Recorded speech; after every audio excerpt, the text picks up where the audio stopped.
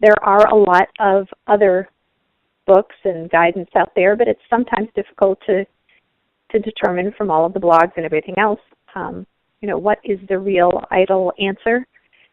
ITIL does leave a lot up to interpretation, which is why I think Nancy and I get a lot of these questions on a, certainly at least a weekly basis for people looking for clarification, and it's part of what we do in our day-to-day work. So we're providing this session to give everybody an opportunity to ask any questions that you might have. So at this point, Dick, I'll turn it back to you and see if we can get some questions from the audience. Great. And just a reminder, the Q&A box, again, is probably down in your little right-hand corner, and I'll pause for just a minute to let some of the questions come in. But while we're doing that, I have some questions. So I wanted to ask a couple of things. And the one question that I think a lot of people fall into is they say, hey, we got to do a better job with our process design, and we're going to go out and buy a tool. And if they go out and they look at all these tools and they say, oh, they're all pink certified, so that's good. They must have ITIL in a box somehow. And so they go and they install the tool, and then they come back later and they say, well, gee, nothing really changed that much. Can you maybe elaborate on that a little bit? How can these organizations have done a better job then of implementing ITIL? It's not that simple. It's just pushing a button and installing some software, is it? So Nancy, I don't know if you have any input there. I know you work a lot with customers through workshops, but I think you know that it certainly is more than just the software. Absolutely. Hi, Dick. Thanks for asking that question. It is about process development and agreeing on a process. And then taking a look at the tools and implementing the tools based on the processes that you've developed, and also the IT services that you've developed and the business services that you provide to your users and your customers. So it is about process, and process drives your tool strategy. Right. And I think what happens sometimes, customers will say, okay, well, we're tired of this particular tool set. It's had a long life, but we want to move on to something that's better and maybe more popular right now. So they'll say, okay, let's just install the new tool set. But what they fail to do is make any changes to their processes, and so they discover after they've moved forward that, gee, things really aren't that much different. Right? So it's really about spending some time up front and really figuring out, what is it that you want to accomplish. We can go back to what I said earlier on is how can we really make a difference in our organizations? How do we improve customer satisfaction, right? How do we better align the business, and how do we lower the overall cost? So those are some things that I think if you start kind of with the end in mind, you can get there. But there's not really any shortcut. I don't think. So. No, I agree, and I think the tools can give you some guidance, but it certainly doesn't replace doing some of the heavy lifting of really starting with the strategy. Like you said, is it going to be cost effectiveness? Is it just going to be efficiency? I mean, ITIL can certainly help you with all of those things, but you have to be able to tailor it for your organization and do the work of putting these processes in place and requiring adherence to the process. Okay. Let me ask another question. Then I see we have a question coming in. How, in your experience, and Nancy, I know you're out there a lot. How often is it when you get to an organization and you find out that maybe 70% of the people in IT have been ITIL certified at the foundation level, and they're enthusiastic, they're excited, they're ready to go? How often does that happen? Is that becoming more and more common, or is it the sort of thing where you have to come in and do a fair amount of education yourself before we can do anything else? Well, Dick, it used to be that when I would begin a project with an organization, very few the resources on the project teams were up to speed on ITIL and the ITIL framework. I will say that now, with the last several projects that I've been on, I'm seeing an increase in the companies that have sent their the resources, their IT resources to ITIL Foundation training, And so they have an idea. They have an understanding of the concepts, and ordinarily with these projects, they're fresh on their minds.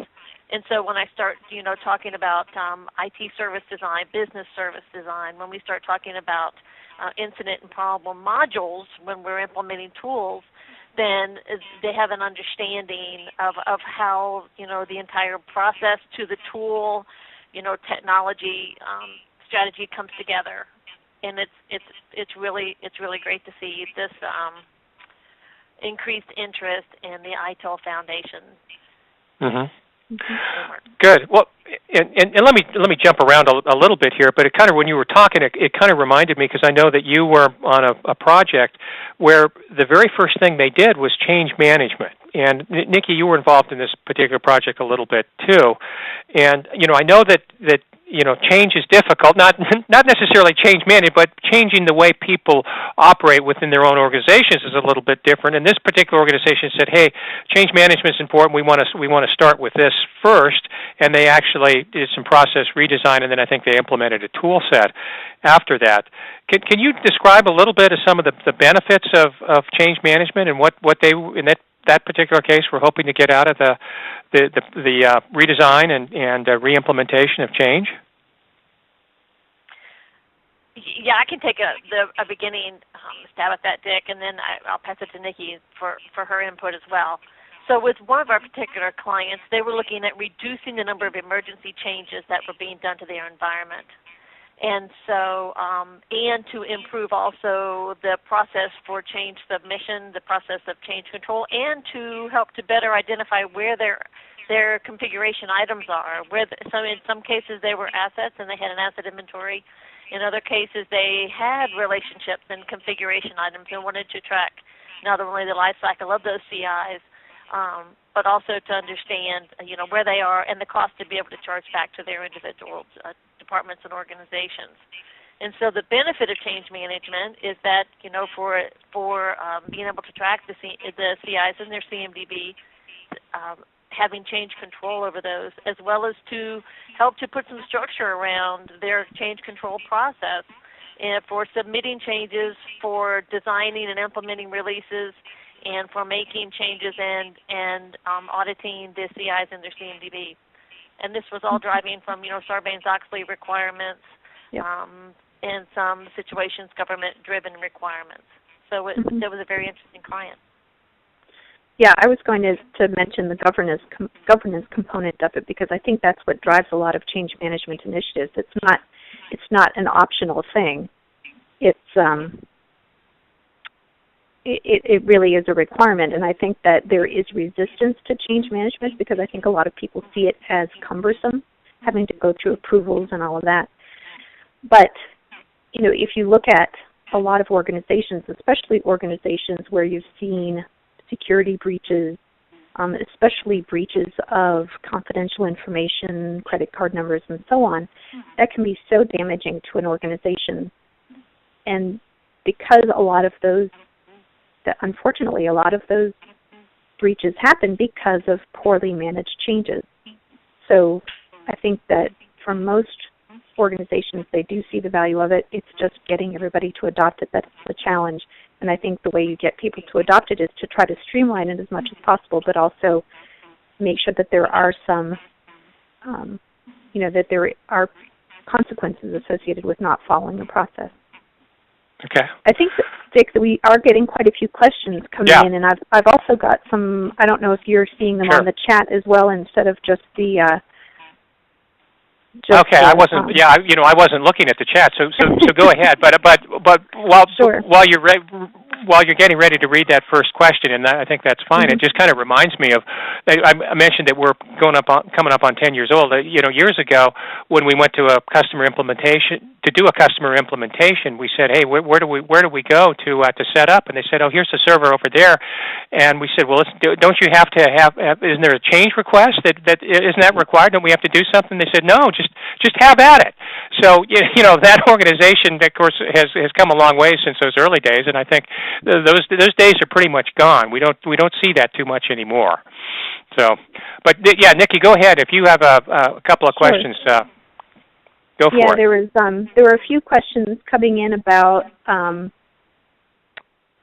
do you start with ITIL and how do you promote adoption of ITIL? So I'm kind of wrapping a few questions up into one. So if you're just starting out with ITIL, and I think there was a question about, and this goes back to, I think, Dick, your earlier question. People get a tool and they modify the tool a little bit. They say, okay, now we've got ITIL. We don't need to do anything else. So recommendations in terms of if you are starting to implement ITIL in the organization, I think that it goes back to one of my earlier comments about communication. Communication, I like the term that they used a lot in version 2, which was called an awareness program. Sometimes it's just making people aware of some of the benefits of following a set of procedures or a set of processes that can really make a big difference. It is a challenge if you don't have the support of top-level management, the executives, the CIO level. Obviously, it's always a lot more helpful. And Dick, in the example you gave of UNH, there was pushing momentum from the very top levels. If you are trying to push it from the bottom up, so the question was, what are the top 5 things to consider when starting an ITIL initiative? Usually you hear things like look for the quick wins. That's kind of a basic for anything, but I hear that a lot when talking about ITIL adoption. A lot of organizations do start with, I mentioned incident management, and usually problem and change are following closely behind on that. Nancy, any other suggestions if a customer is just starting with ITIL? What do they focus on first? Absolutely. I think they need to focus on conducting or putting together some sort of baseline analysis to see where they are in their organization, to get a good baseline from a process perspective. What I see in many organizations is, Nikki, to your point, incident management appears to be the most mature process. So they start off from a tool implementation with incident management. But they may not always have a basis for that. So an initial assessment to get an idea or an understanding of not only your business objectives, but also where different processes are in an IT maturity from an IT maturity perspective. And then from there, put together a strategy. Now you've got your baseline. Then put together a strategy as to where do you want to go, where do you want to be. And then start setting, milestones and measurements, to get there, and identifying how do you know when you're successful? How do you know when you've implemented the process and the tools to go along with that? How do you know? Then you have measurements to do that. Sure, the measurement's a big part. Right, and then make any modifications to that, and this is how we run our projects today, and make any modifications to that, and then implement. Then move forward, from that to your next processes. And when you're putting together the strategy, make sure that and ensure that you leave enough time in between the different processes for, governance process. What's the word? And not adherence to the process, but adoption of the process. And then when the comfort levels are there with that process, then implement, the following processes. That's kind of my thoughts when you're, the top things to think about when you're starting to implement. But start off with a baseline. It's good to know where you are before you know where you want to be. There was another question that came in about, and this is an interesting one, about pushback or resistance to implementing ITIL. How do we handle resistance? One thing that that we sometimes do is that it's like the old Fight Club saying. It's like the one rule about ITIL is that we don't talk about ITIL. Sometimes we just will do a find replace in some of our documentation, and anywhere that it says ITIL, we just change it to IT service management, because ITIL is just an IT service management framework.